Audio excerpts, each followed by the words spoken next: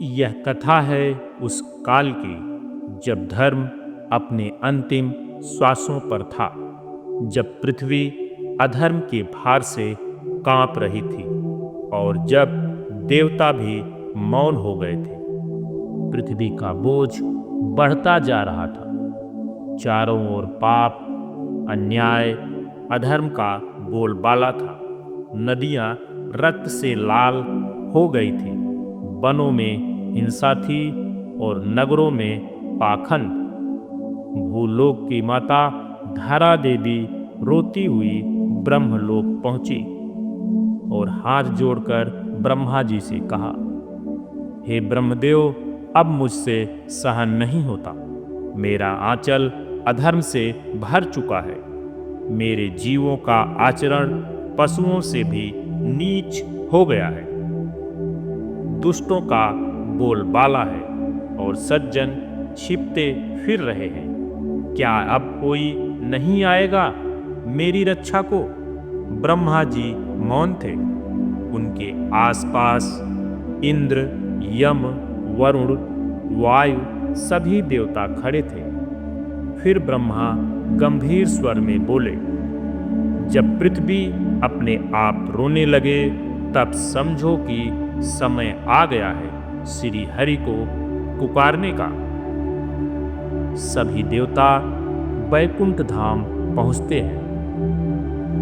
फिर इंद्र बोले, प्रभु, अब तो पृथ्वी की आत्मा भी चीत्कार कर रही है। हर युग में आपने अवतार लिया है। त्रेता में राम, द्वापर में कृष्ण। अब क्या कलयुग को ऐसे ही छोड़ देंगे? भगवान विष्णु मुस्कुराए।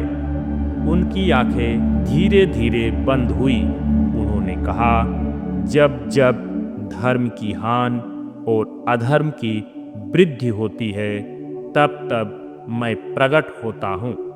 इस बार मैं कलयुग के अंत में प्रकट होऊंगा।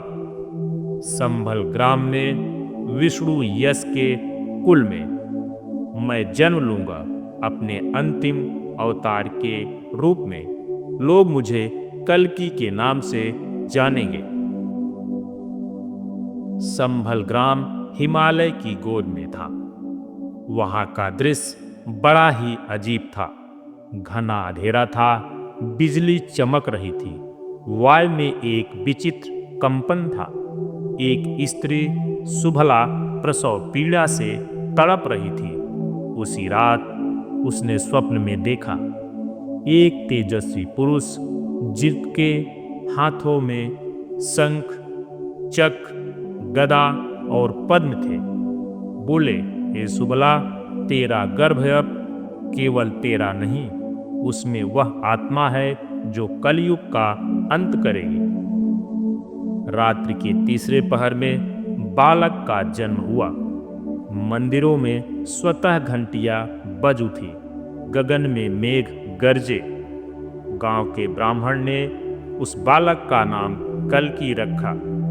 कल्कि का बचपन बड़ा ही अजीब था। कल्कि साधारण बालक नहीं था। वह घंटों मंदिर में बैठा रहता। बचपन से ही उसने एक तेज था।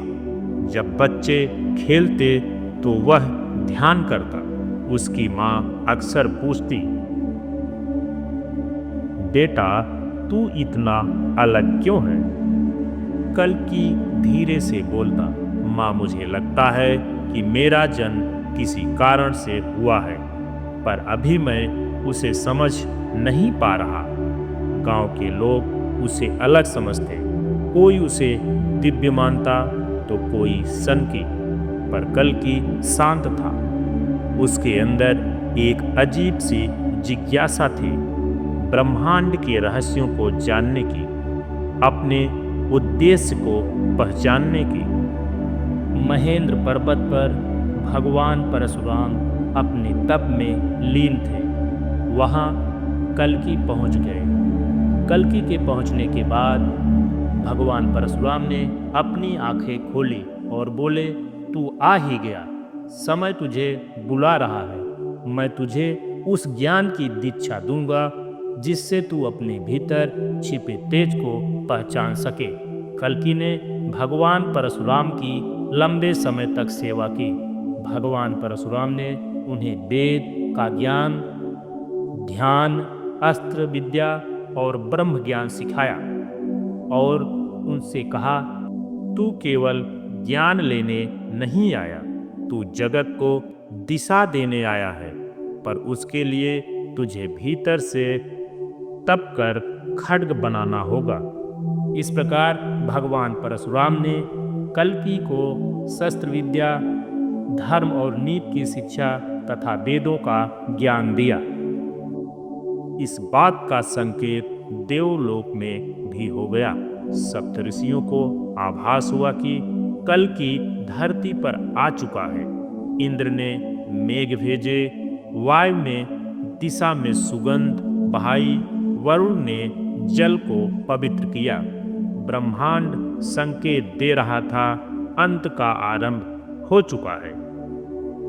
दूसरी ओर एक निर्दयी राजा उग्रसेन पूरे भारतवर्ष पर राज कर रहा था। धर्म के नाम पर हंसी उड़ाता था, वेदों को जलवाता था, ऋषियों को मृत्यु दंड देता था। उसका कहना था, अब भगवान नहीं, विज्ञान ही अंतिम शक्ति है। उसने गुरुकुलों को बंद करवा दिया, मंदिरों को गिरा दिया और पुरोहितों को देश निकाला दे दिया। उसकी सत्ता में सत्य बोलना अपराध था और भक्ति करना दुर्बलता। एक दिन कल्कि ध्यान में बैठा, आंखें बंद की, अचानक तेज प्रकाश फूटा। सामने भगवान विष्णु का दिव्य रूप प्रकट हुआ। भगवान विष्णु बोले, हे कल्कि, तेरा समय आ गया है। तू अब केवल पुत्र नहीं, तू मेरा अंश है। संसार के अंधकार को मिटाने का समय आ गया है। उठो और अपने स्वरूप को पहचानो। कल्कि ने आंखें खोली, उसकी देह से प्रकाश फूट रहा था। वाणी शांत थी, पर नेत्रों में ज्वाला थी। जब भीतर का सत्य जागे, तभी कल्कि प्रकट होता है और आज वह जाग चुका है।